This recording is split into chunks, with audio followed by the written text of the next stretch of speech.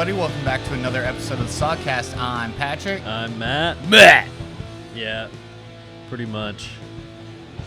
And he's Gary. This is going to be a little bit of a change of pace because we try to stay positive on this pod. We try to put positive spins on things. But, I mean, what can we spin positively? What he's trying to say is we're going to be real because we talk about whatever happens every week in the Mariners season, and we are kind of at a season low. So we might be saying some things. It might be a little on the negative side. The Mariners are no longer in first place. I saw that they set the record for fastest time blowing a 10-game divisional lead. Oh, yeah. So, you know, that's exciting. We're going to break the record for strikeouts in a season. We blew past that record. We beat it by like 7 games. So, woo, go Mariners. I think it was 33 games in 1995, and we did it in 26. 24, I believe. I think it's 24. 24? Oh, man. Yeah, we crushed it. Yeah, by so like 9 Mariners games. are setting records all the time. Destroyed that record. Let's go, Mariners. Ooh, yeah. 1,013 strikeouts in the first half. We'd love to see it.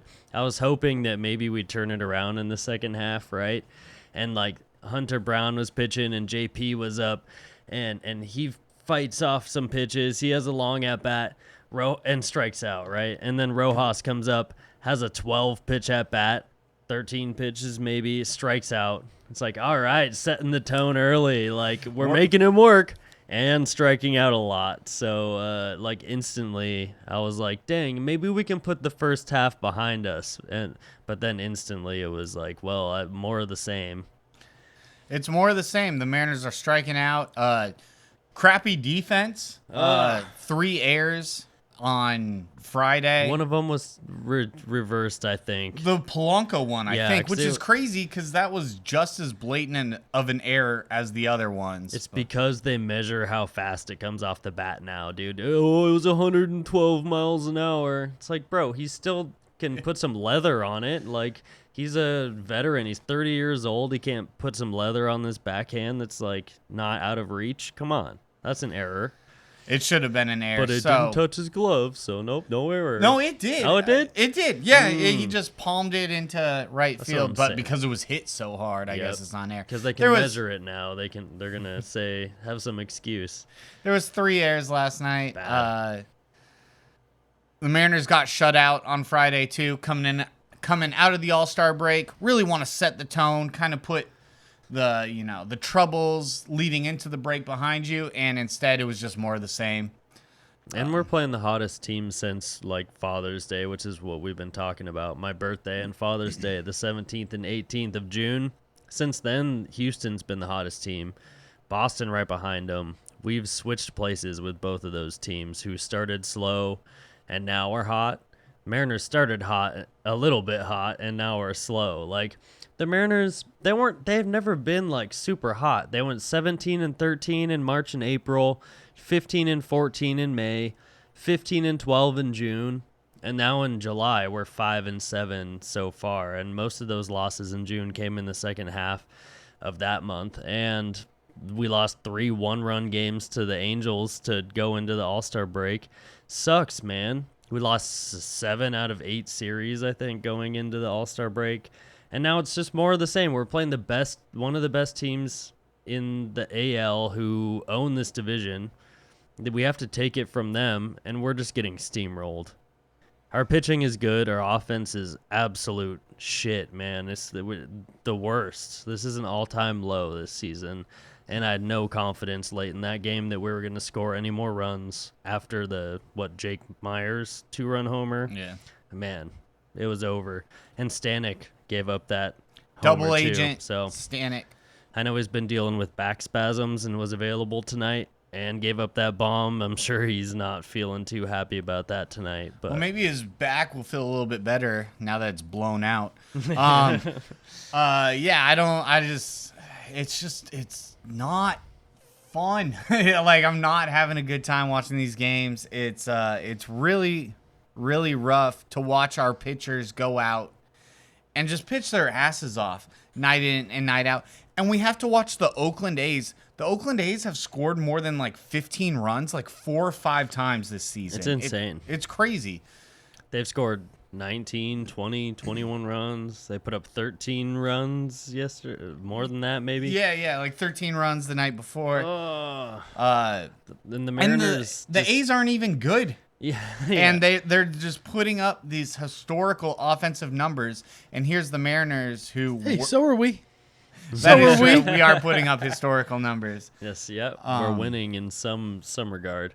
Maybe we can steal some of the A's players, though, and, I mean, they're going through some shit and moving to Sacramento until Las Vegas happens, apparently. I don't know, all kinds of things going on with that team who, I don't know when they start their rebuild because of all that political bullshit that goes on with a Major League Baseball team moving, but I mean, they have some players that would be very useful for the Mariners, but I mean, is the front office going to invest? Because this 2 weeks is the crux in which many teams hang in the balance because of the expanded playoffs with the 3 wild card spots. So many more teams are in that race in this next 2 weeks that trades aren't happening. And the Mariners haven't forced their hand to go get the guys they need now. At the deadline, or not at the break, not the deadline, because there's only 2 weeks between those two things. Come on, 10 days now. Move. Well, it's interesting you've actually brought up the trade thing. So over the week, I met with an anonymous source inside of the Mariners organization, a little bit higher up and more know-how than the players. Close to the Mariners. Very close to the Mariners.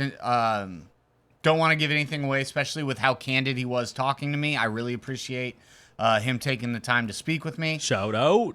However, he let me in on some information. For example, the Mariners are not going to make any big moves at the trade deadline. They only want players that they can sign to extensions. They are not interested in any rentals. They are not interested in building the team for this year. The only reason we were able to sign Luis Castillo is because he was willing to take a pay cut and sign an extension with the Mariners.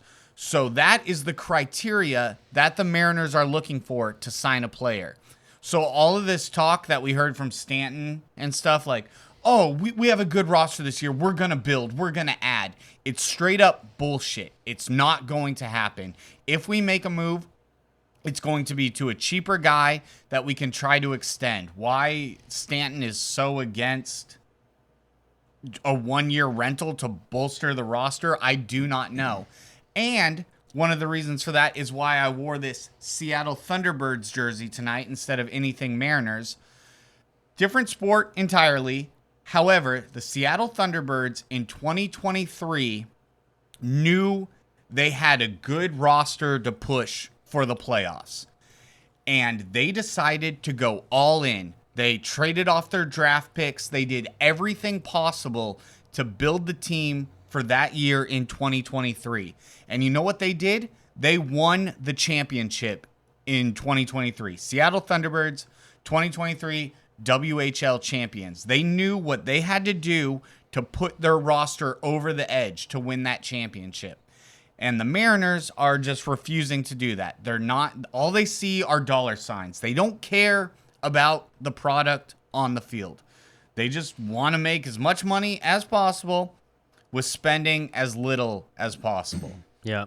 I liked what Nate was saying to us the other day when he was at the fireworks night, just watching all this money get blown up right in front of us when we could be spending it on players. All our free agency money just exploding just in the burning sky. it. Yeah. Also from this source saying that we are taking a huge Root Sports deficit because the Mariners own all of Root Sports now, right? And also nobody's paying for cable anymore. There's a lot of issues with the Root Sports ownership, and I don't like that kind of thing cuts into the product on the field because our owners are massively rich. These dudes don't dip into their own pocket to pay these players. You know what I'm saying? This is all like business money for them. So I wish they would maybe like inject some of their own pocket money back into the business at the time where they need it most, when they get forced into losing $40 million on a Root Sports deal. Like, don't let that be the reason that we're not investing in payroll, because we're already under the tax threshold by like $60 million.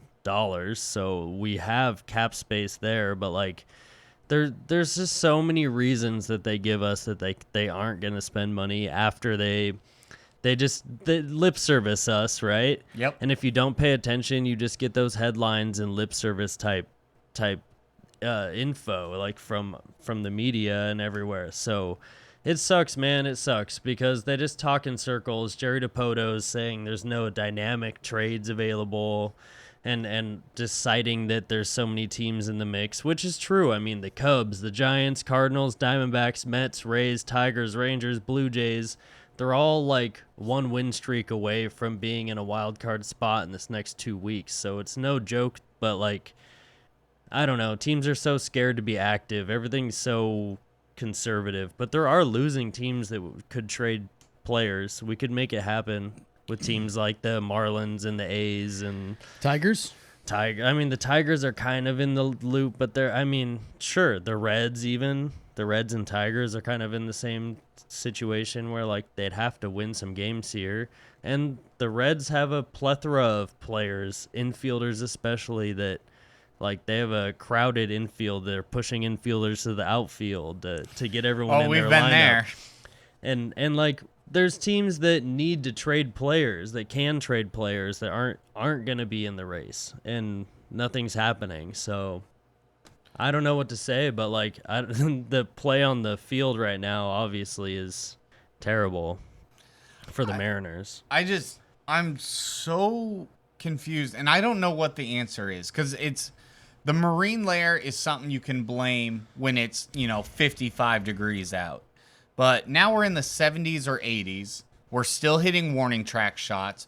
We're still striking out at a good clip. Talking about Polanco? Just all Mariners. But, for example, from today's game on Saturday, I saw something really interesting that started off the game. The sun was beaten down. It's brutal for the outfielder, especially in right field. That sun coming in, it's hard to deal with. The first batter of the game today, Jose Altuve, went down 0-2 early, quick, looking for an easy strikeout from George Kirby. And instead, on that third pitch, George Kirby threw a slider outside, and Altuve just whipped his bat out there and just made weak little contact and shot the ball into right field. Now, it ended up being a fly out to Haniger, but Haniger had to battle the sun to catch the ball, and it made it a tough play. And that's the kind of thing that good hitters do. So he's already in an early hole, and he's just slapping something out there to put the ball in play. Yeah, dude does all the little things right. He can bunt well. He knows what the pitcher's thinking. He's almost like one move ahead of you in the chess game. He's never one move behind you, at least. So he knows what to do with the pitch given. He knows what to do in this situation with the sun beating straight into the right fielder's eyes for the next 40 minutes. Yeah. But it just goes to show, like, this type of situational hitting or just prepared hitting, we don't see with this Mariners team. We don't see him going 0-2 and just shortening it up and just trying to slap it out there. It's a hitting approach. It's a player's approach. And also, I believe the negative hitting is contagious. It's just one of those baseball things. Like when a rally starts and people just start hitting the ball all over. Strikeouts are also contagious, and we are the sickest team in all of baseball. The pendulum swings both ways. Like, hitting is contagious in both directions. Like, when your whole team's hitting badly, it's hard to go up there and like do better and break your team out. It takes a heroic effort for somebody to break the energy and like burn off that marine layer type thing that's happening on your team, that shroud of darkness. It takes a lot. we're buried. We're deep in that hole right now. There's always a light in the dark, but like, dude, it's dark. It's right now we're lost in a dark forest, and we got to find some kind of light somewhere, and hopefully it just gets injected from the top down out of nowhere and lights our way to somewhere. We need some players on this team. We got a bench glow is stick. bad. We need like a real torch. At keeping Polanco around, after we need to make some trades and just DFA Polanco. Like, that would be a huge start. And I saw Luis Rengifo has been on the IL, like a 10-day IL thing, but like, we need to just get that guy and eat the money on Polanco and make something happen on this team first. I've been saying it, and that's the easiest move to make. Maybe go trade with the Oakland A's because they're so bad, and we can use some hitters on our team. JJ Bleday, we've been talking about. He's had a rough last month, but he has a ton of potential. He was a fourth overall pick, first round pick a few years ago, and like, Brent Rooker's killing. There's options out there that the Mariners could inject some offense immediately, but why not? Why? Why is this not happening? I will tell you why. Mariners ownership does not want to win. They don't want to. They would like the Mariners to win just on their own without doing anything to help facilitate that. I truly believe that Mariners ownership doesn't give a shit about winning.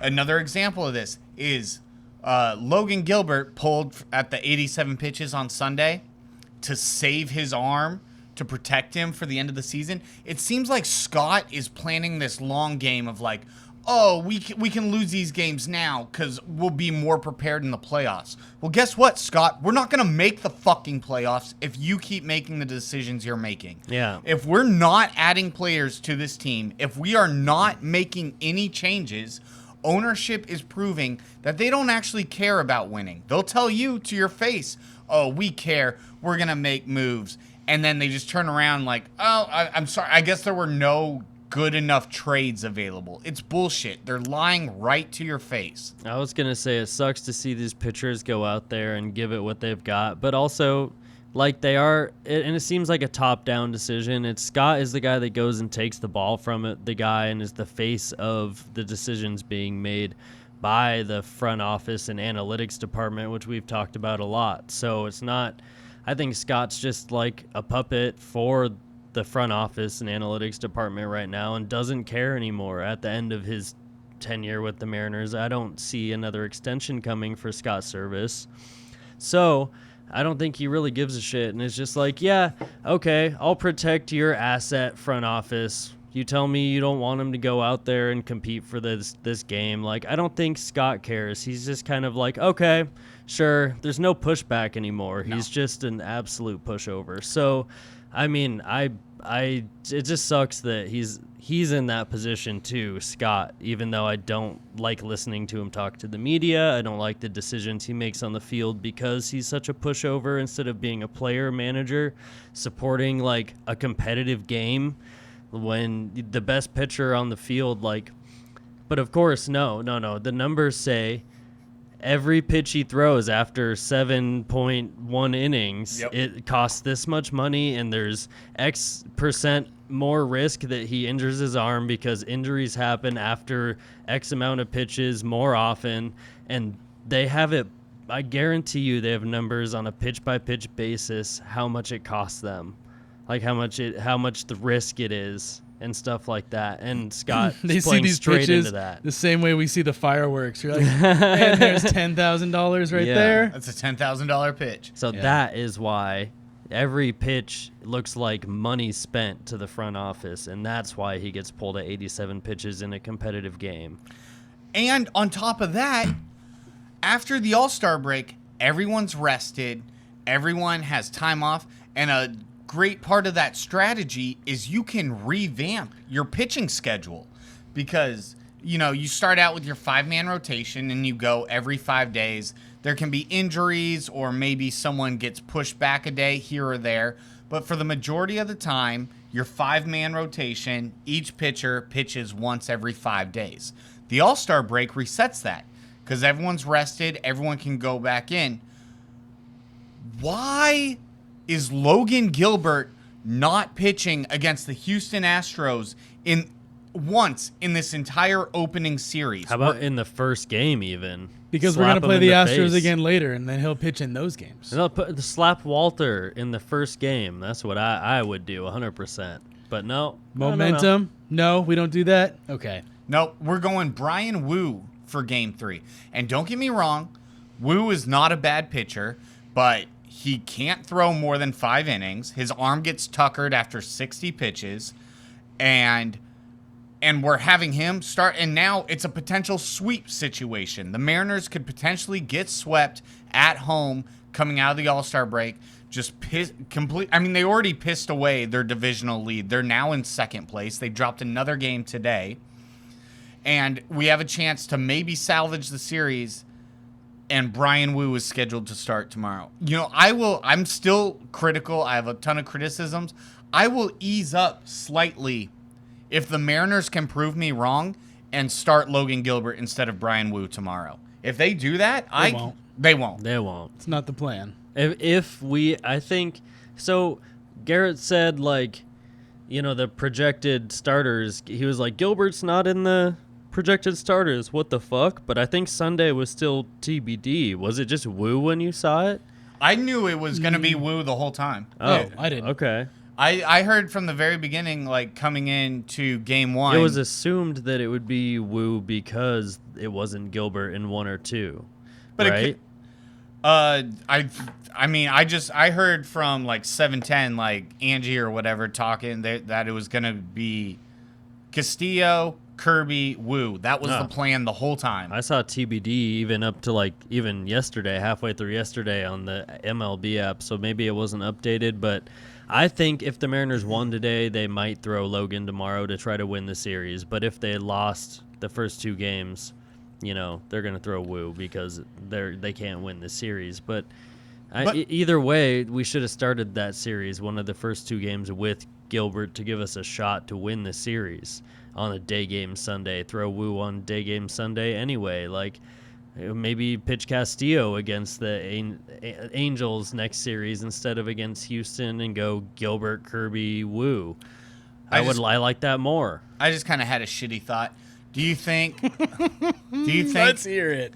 Do you think the Mariners literally don't want Gilbert to potentially pitch into an injury so they can get more for him? So he has No. pitched more innings than any starting pitcher in the first half. So they did cut his last start short. They didn't pitch him in the All-Star game, and he has extended rest going. They're skipping a start basically coming out of the stretch here. But what I hear there is that you're again punishing a pitcher for pitching well. It's bullshit. It's not that he's on IL stints. It's not that he's dealing with arm soreness and pitching through it. The dude is a workhorse. Yes. And obviously you don't want to work a pitcher until they blow out their arm or potentially hurt a guy. But if a guy is proven that he can go deep into games, that he's one of the best pitchers in baseball, and you have him on this short leash so that, we don't want him to get hurt. We're going to need him in October. October isn't going to happen. Yeah. We're going to be watching playoff baseball from our couches, and the Mariners are not going to be involved again. And Dipoto, after the season is over, Scott will have his Scott face, and Dipoto will say, well, this is actually the right moves, and if you just give me 2 more years, and just... No. you don't... That's been Dipoto's MO this entire time. It's got to change now. With the lady Katie, I forget her Katie name. Griggs. Katie Griggs leaving, and there's something changing behind the scenes. I think I could see Dipoto staying longer, but with a different manager. And if Dipoto and Hollander stay in the positions they are, then I don't see anything changing. Are we ever going to even have a Nelson Cruz and a Robinson Cano again? A duo of stars?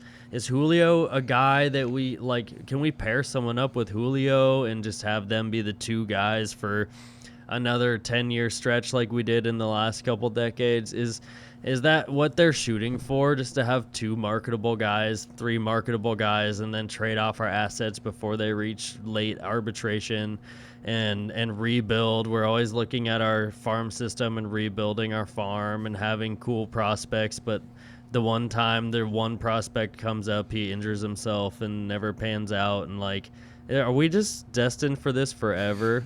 Like, the Mets at least spend money to try to win. The Phillies are a great example of spending money to win. They went and got Bryce Harper. They have a bunch of players. They're not afraid to go get players as well as like produce them from their own system. Houston built their own system from the bottom up and then like adds what they need on top of it, and especially like pitching. And what are the Mariners good at? They're good at making super marginal lateral trades that are very cost friendly and team oriented. Yeah. It's like, cool. Who wants to come to Seattle? Well, another thing, Teoscar Hernandez made comments about it, and this is a big thing lately in the Mariners realm, is our batter's eye is fucking like crooked compared to the center field fence. It's like leaning, it's like angled, so the top of the batter's eye isn't the same angle as the top of the fence, and it throws off everyone's fucking depth perception. I've seen charts about numbers with the roof closed, with the roof open. It doesn't matter. Like, our stadium is one of the worst stadiums to hit in for anybody, everybody. For the whole league, not just the Mariners. And it's strikeout heavy, it's pitcher friendly, and it's not just the marine layer, and it's not just the batter's eye is a huge part of this, man. And it's not the first time I've heard it. I was like, yeah, I'm not sure about that, but now I'm fucking sure about that. The one thing I'm wondering about with the batter's eye is Mitch Garver didn't have a hit in our stadium until he came to the Mariners. Yeah, but one thing I wonder about the batter's eye is other teams still manage to hit here. So, but overall, I saw charts for an overall offense for any team, Mariners and the opposite team. Like, the offense here is down. Like, yes. It's one of the least offense-friendly parks in the whole league for everybody, not just the Mariners. Yeah, and I have heard, and you know what though? I mean, trust me, I've heard the batter's eye stuff too, and I see it's crooked as hell. It looks awkward. It looks weird. But Boston Red Sox, their batter's eye is a fucking garage door in, and their stadium is weirdly like construction. The Fenway Park outfield is weird. They can't change it too because of it's a historical building. But They did put tarps over those center field bleachers before because hitters were complaining about it. They'll tarp off those center field bleachers areas so that the batters could see better when they were complaining about that. And they changed small things to help the batters in their home park. And what are the Mariners going to do about this if they don't change that batter's eye? Like, I guess what I'm saying is they have to do something about it, because you're right that but I think the other teams try to help their team at their home stadium. Like, why are we spending money on the Diamond Club upgrade, the lower back too, half of the fucking press box, instead of fixing our batter's eye for the hitters that we want to do well, that play half of their games here every season? Like, what? Why is it like that? Why, if there's all these complaints from previous players, and now I'm just hearing more and more of it, that we don't do anything about it? I don't get it.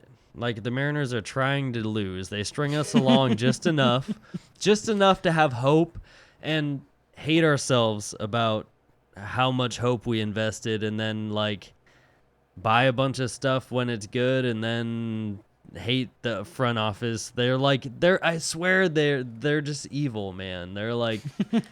We're supposed to hate them. I think they play the heel on purpose. They're like, yeah, we're gonna say these things and they're gonna hate us, but we'll take their money, thanks. Well, and it's because the Mariners are, from revenue standpoint, the Mariners are a successful ball club. Even when they were complete dog shit, when they were one of the more embarrassing teams in baseball, they still average like middle of the pack in attendance. People love going to games, and there's way more casual Mariners fans or just like, I guess I'll go to a game fans than die hard Mariner fans. Oh, yeah. So they can milk that cash cow forever because people aren't going to stop going to Mariners games. Us diehard fans, we can go on Facebook and be like, we're boycotting. We're not going to watch another game. You know what? I've gone to 2 games this year. I have I'll not. admit it. I have not gone to as many games as I have in the past this year, and I did not re-up my season tickets because of the lack of care it seemed that the Mariners front office had for the team. My family also did not re-up their season tickets that they had for fucking decades as well. And I don't have Root Sports. I listen on the radio. Yeah, I'm going to the game tomorrow, though, on Sunday, so that'll be fun. but Maybe. and the thing is that you know what? I mean, woo! But this is the perfect example. Is like us not going to as many games in person. Does it dent them at all? No, because their casual fan base is so strong. Get dented. And on one side, that's good. That's good that there's at least tens of thousands of people that even casually care about the Mariners. So that's kind of good. It's not like, we're just some franchise that no one really cares about. Unfortunately, the Rockies. No one really cares about the Rockies. The Oakland A's are losing their team because no one goes. Although that is not the fans' fault. That is all ownership in Oakland too. Honestly, I feel bad for you Oakland fans, but the casual fan base is so strong in Seattle that they're just still gonna make money hand over fist, and they're just gonna continue to not put it into the team. Why pay tens of millions of dollars for a hotshot free agent when instead you can slap together a bobblehead and have the 50,000 people in the stadium? The Mariners, man. This is weird. This sucks. Our culture is... This sucks. The culture... Yeah, no shit, The dude. culture is suck. The culture is don't win. Don't really have much hope. Don't care if your team loses, but come out to the ballpark and have a little bit of fun and maybe they win. And if you're invested in the team, then that sucks. Sorry. Sorry you want your team to win, but they just basically tell you it's not going to happen all the time in the most media friendly way they can. That the spin they put on it makes it sound like they're trying, but it's not really there, at the moment. And when it's going well, they're like, yeah, our investments have paid off.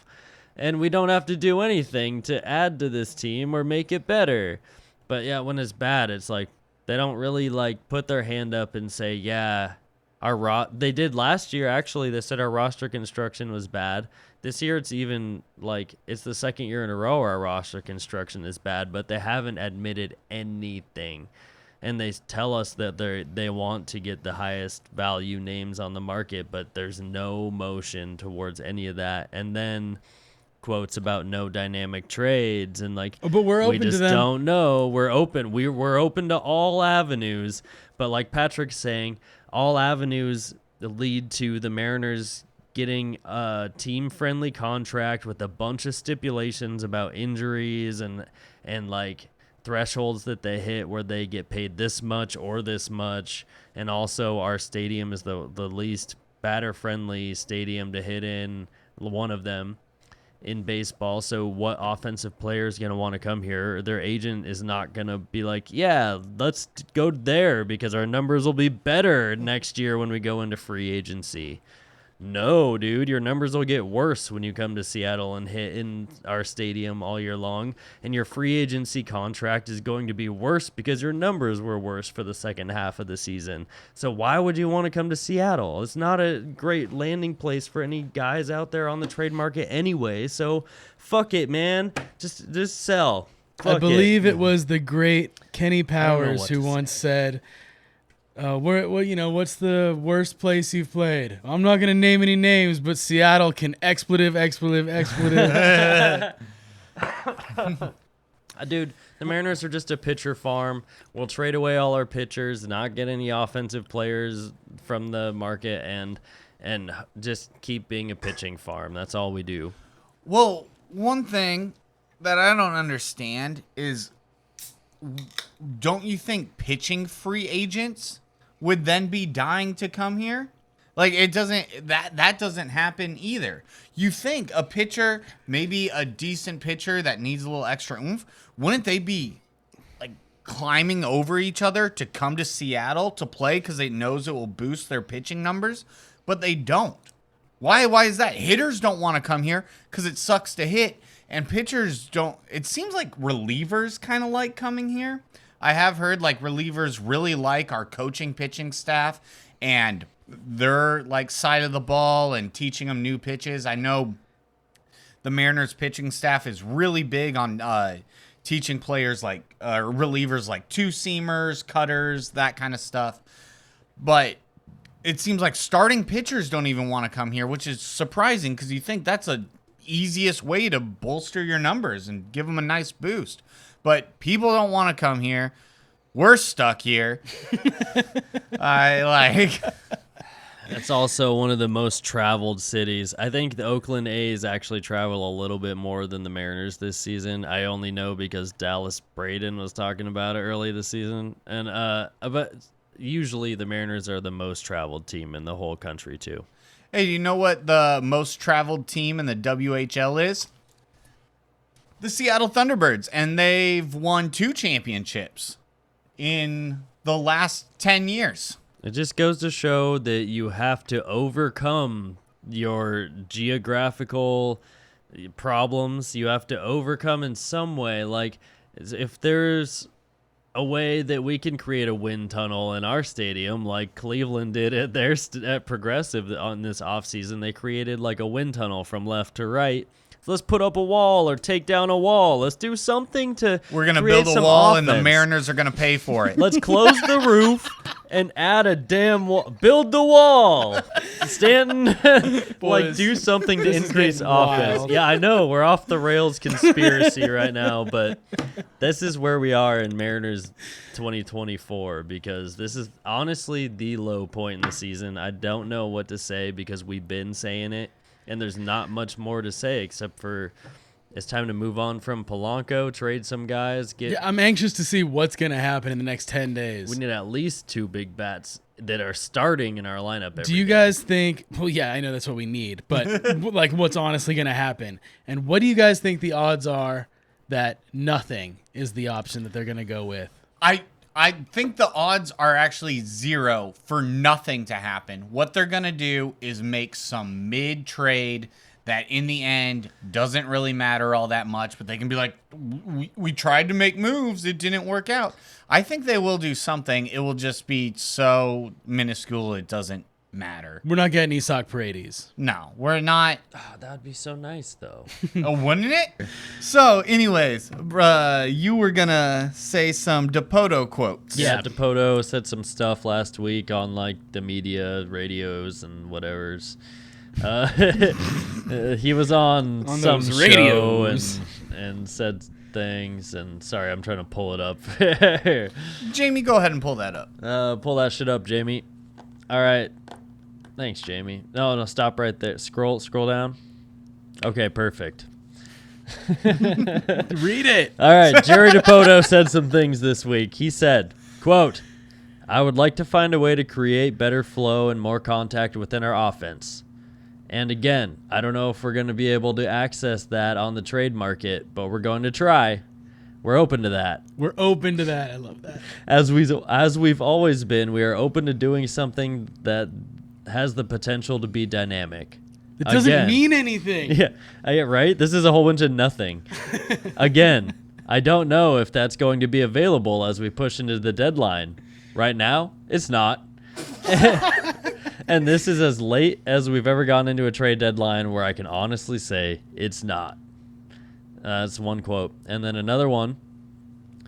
"It's hard to imagine us going into the postseason and doing damage without improving in that area, the offense." That's true. Okay. Yep. We agree, They Jerry. know that. That's the most obvious thing, right? So, like, and that's the simple truth of it. That's going to come in some part of the let's see. Where's the real... Good quote. I don't know I don't know if that's realistic based on right now the congestion in the playoff race and who's going to be available or not available. But we understand that it's a weakness on our team. So, they understand it's a weakness. They don't know if trades that they want to make are available, but they talk about making dynamic trades, or they're open to dynamic trades, but they may not be there. And there's 10 days left, and we haven't done anything. I heard, believe me, if I could make a trade, I would, but I can't. I can't. One thing that's interesting that he blamed on is how congested the playoff race is. Two things on that. Yeah, it's a playoff race. It's going to be congested because most of the teams are that's their goal, is to make the playoffs. It's just tough when all these teams are trying to win baseball. Yeah. And with that 54% quote during the offseason, it makes you think, our team is shooting for that third wild card spot. Dope. Like, cool. We have the lead in the division for over a month and a half, and we blow it completely. And now we're out of a third wild card spot and not adding or like don't have confidence that we're going to add. Like, I don't know. It just seems like we've been hit by a cannonball and we're going down hard. But I just want to say that, like, obviously Vlad and Alonso and Luis Robert and all these guys have been talked about a lot, right? Randy Arozarena even. But, like, those are all, like, higher tier players that are going to command a higher price. Off the table. So I've been looking at secondary tier players that are more manageable for the Mariners type play or payroll and possible extensions in the future, stuff like that. And Jazz Chisholm Jr. is on like the top of that category, that tier of player, right? He settled on like just over $2.5 million in 2024, and he's having a good year this year. He can play second base, he can play outfield. He's a guy that is manageable on the Mariners payroll, and we could shoot for. One win above replacement. He has one WAR. Well, I'm going to double check that, but I'm pretty sure that's what we're looking at here. I mean, he's hitting which is higher a decent average compared to that is true. He's compared to most Mariners. He's hitting for a higher average and a higher OPS. Realistically, what's going to happen? What's going to happen is jack shit, bro. You think so? I think so. It's going to be the same shit. We're going to put out a bullshit roster. We're going to strike out a ton. DePoto is going to move the goalpost. And then for some reason, there's Mariner fans out there that are like, oh, you guys just don't get it. We're building something. We're building an outhouse. And not a very good one. It is a ramshackle shitter. Seems that way. I'm trying to come up with solutions to this problem. I appreciate it, man. And I get that, but like, I mean, I'm so tired of this and talking about, how congested the playoff race was. It wasn't that congested when you had a 10-game lead for the division. That should be enough to kind of get you to coast to at least near the end of the season. We couldn't even make it that far. 24 games. One WAR. 24 games is how long it took us to blow a 10-game divisional lead. Sorry. 251 average, 12 homers. That's pretty good. One WAR, that's fine. I mean, 90 hits, that's pretty good. The dude bats left-handed. We could use a left-handed second baseman. Yeah, that'll be awesome when he's on the bench because there's a lefty pitching. and Robles. It doesn't happen that often. There's not that many left-handed starters in the league. And also, he probably would hit against lefties if we added him to our team. He has to, because in that situation, Polanco's got to be gone. What are you going to say about Robles? Polanco, if we don't DFA Polanco, we're making a huge mistake. I just got to say that right now. If we trade for anybody and it's not a Polanco replacement, we don't just eat that money and he stays on our bench and we end up sending Bliss down again, I think it's a huge mistake. Hey, Mike, how was the game? Oh, Mariners sucked. Thanks, bud. Yeah, I hope that I really hope that came through. Yeah, I hope that picked up on the mics. Mike informed us that the Mariners suck. Yeah. Shout out, Mike. Thanks, Mike. But like Robles is another player we traded for. He isn't getting a ton of playing time. He's played a lot in the past, like a couple leading into the All-Star break and then playing coming out of it. He's playing well. Today, had another couple hits, stole second, stole third, and then the Mariners will not see him for another week because he'll just be on the bench. That wasn't a big splashy trade when we went out and got him. It was not. He hit second tonight as well. So we're trying weird things. We're putting our lineup together in awkward ways. And, In non-consistent ways. yeah, I don't like it at all. I mean, did we even talk about other? I said J.J. Bleday, Brent Rooker from the A's. They'd both be good impact on our team. Luis Rengifo, Isaac Paredes. We've mentioned all these guys. Here we go. Your guy that you put on here, Patrick. Jonathan India, Yeah, Matt talked about him last season. second baseman. In the offseason, yeah. For the Reds, he's also DHing a little bit this year. He has 2 years of control on his contract. I think was that 8.8 mil. I don't know if the Mariners are even willing to spend that. I think they're looking in the 4 or 5 mil range. And I don't know. The other problem with that is he's on the Reds.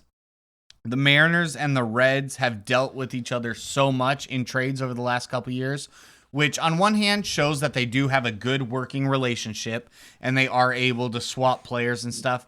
But on the other hand, I think because so much trades have swapped between the Reds and the Mariners, I don't know if the Reds really want to just keep giving players to the Mariners. Yeah, it goes in phases like that. There was a time when we would get a whole bunch of Rays.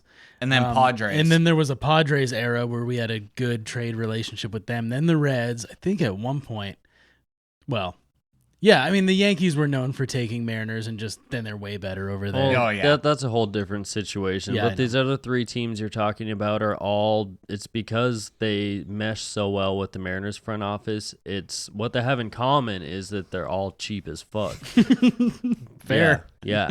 So, I mean, the Padres ended up spending money, but after they changed ownership and everything. So, during those times, those trades worked out because everyone was trying to be thrifty at the same time, and everyone was trying to get the tiny thing they needed out of the deal, and everyone kind of got what they wanted, and it was all just like it wasn't a blockbuster trade in any of those situations. It was just all just like, yeah, we'll keep swapping these players and seeing what we can get at. Oh yeah, you got more players? Yeah, let's see who's on the board, and it was all just kind of a mishmash and blend of like, what pitchers do you have? Yeah, we could use that guy. And like, it was just a mess, dude. The Mariners need to be able to make a better trades. And yeah, Luis Castillo we got because we were able to extend him right away with a bunch of stipulations in his contract about having UCL problems and getting surgery and hitting thresholds to actually get paid his maximum value and all this stuff. Same with Julio. We signed him up for so long, but there's so many escalators in his contract and all these stipulations about like he has to earn how much he makes. And I feel like that's a big hindrance to people trading with the Mariners front office too, because they have to have those possibilities and those roads. They're not going to trade for somebody that's just a means to an end. And waste that money. And I'm sure they don't want to fucking eat the money on Haniger or Polanco, which are completely replaceable players on our roster and just complete roadblocks for anybody who's trying to make an impact on this team or anyone we add. We better end up DFAing those guys and eating some money like other teams that are willing to fucking spend money and win do. You DFA a guy who you signed up that's not working out. And you eat that money and you replace him. But no, that's not what the Mariners are doing. They should go sign Christian Walker. They should. He's 33 years old. He's having the best year of his career. He's on a 1-year, $10.9 million contract. He's a free agent at the end of the year. Better production than Ty France and Pete Alonso. Like, go get that guy for this half year. We need him. He's better than Garver. He's better than France. He's better than most hitters on our roster. J.J. Bleday, even though he's struggling, is a guy with a ton of potential, and Canzone is down now. He's out for who knows how long with his fucking adductor strain, whatever is going on. Brent Rooker is hitting bombs. He's a dude who injects offense to any lineup. And, I mean, there's just so many options, man. I don't get it.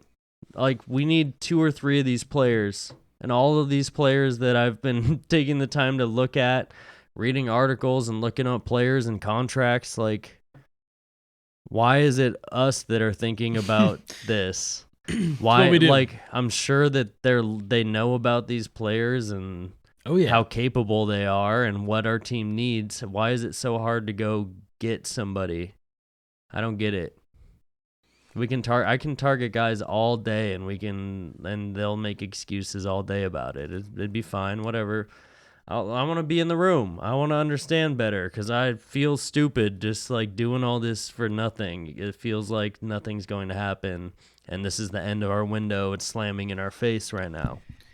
It's kind of funny that, like, literally I heard from that Mariners source that the Mariners aren't gonna make a move, or at least a splashy one, at the deadline.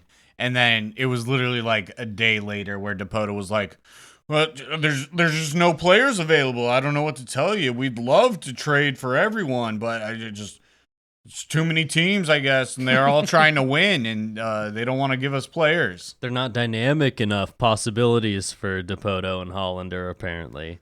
What does dynamic even mean? Like, they're just telling us a bunch of words that don't have clear, like, we don't understand them clearly. They're saying so many vague terms that could mean so many different things just to bullshit through this process where they don't want to look like absolute shit falling on their face and saying, we're not doing anything, sorry. Like, they can't do that. So it's still more of just this weird media jargon where they're saying a bunch of nothing. Most of those quotes I read from Jerry Dipoto was nothing was being said, like you said, Patrick. It's like, I wonder what? if they're trying to save their ass from their ownership because they didn't do anything for an off season. They didn't do anything at a trade deadline. They didn't do anything the next off season. And now we're coming up on this trade deadline, and they plan on not doing shit. And now they have to put it in the nicest way possible.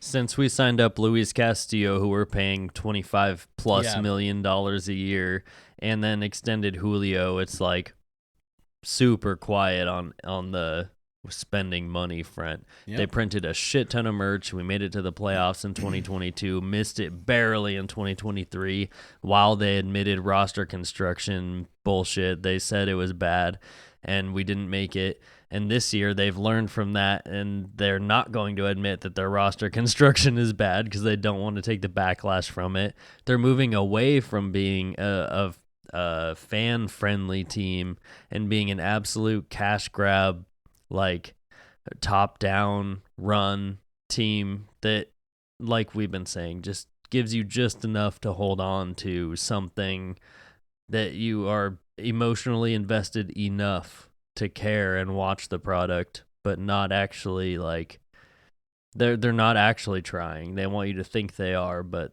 they're not. They're not trying to win. And it's pretty fucking obvious at this point in the season. Yeah, it definitely seems like they're not trying to win. When we come back next week, hopefully we'll be in better moods. Hopefully the Mariners will have won some games. Hopefully the Mariners will make a move or two. Maybe, I mean, it's a pipe dream, but maybe they surprise us and actually do something. I'm not holding my breath, but there's always the possibility. Yeah, hopefully we come back next week with a lot more happier demeanor. Especially you fans were amazing. Our last episode, so many comments, so many views. Thank you all for tuning in and being a part of it. Like, it made our week. Even like some of the like negative comments we got or disagreements and stuff, that's totally fine. We want you to come and voice your opinion. Thank you so much for being a part of this and watching it with us. And especially last week's episode did really well. We're very proud of it. And hopefully we can keep kind of some of the fun energy and stuff. But it is hard when the Mariners give us literally nothing to be excited about. They went, coming out of the All-Star break, 16 innings without scoring a run coming out of the break. That's just unacceptable. It's bad baseball. They need to make moves. They've already pissed away all the goodwill that they've had. And I mean, we're like 60% of the way through the season, right? Yes. Yeah. There's still a lot of baseball left. It's not all going to be doom and gloom, but this week was. It was very doom and gloom. I will say, I did ask the question to you guys earlier. Can the Mariners strike out more in the last 40% of games than they did in the first 60%? Damn it, they're going to try. They're going to fucking do their best. So let's see. We might be able to set that record this year. We're breaking it so far, so we're on pace. The Mariners will do something historic. Something. Always. One way or another, it will be historic. Well, pretty much wraps it up. Thank yeah. you guys all again for being a part of this. Look forward to next week, and hopefully we'll have some big old smile on our faces. Talk to you all next week, and go Mariners!